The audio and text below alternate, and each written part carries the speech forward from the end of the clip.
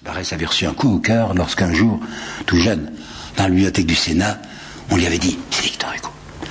Alors il avait vu venir un petit bonhomme, je vous dis, il n'avait pas 1m70, qui avait des cheveux assez hirsutes, peignait mal, la barbe pas très soignée, le teint jaune avec des plaques jaunes, et puis des mains très tavelées, mal habillé, il s'habillait mal, il achetait ses vêtements tout faits à la belle jardinière et il déformait tout de suite ses vestons avec les masses de choses qu'il mettait dans ses poches. Conversation, paraît-il, un peu vulgaire, d'après ce que racontent les Goncourt, qui disaient il ne faut pas entendre Victor Hugo parler d'un homme aussi respectable que M. Thiers. Il a un langage de Chartier lorsqu'il parle d'un homme aussi convenable.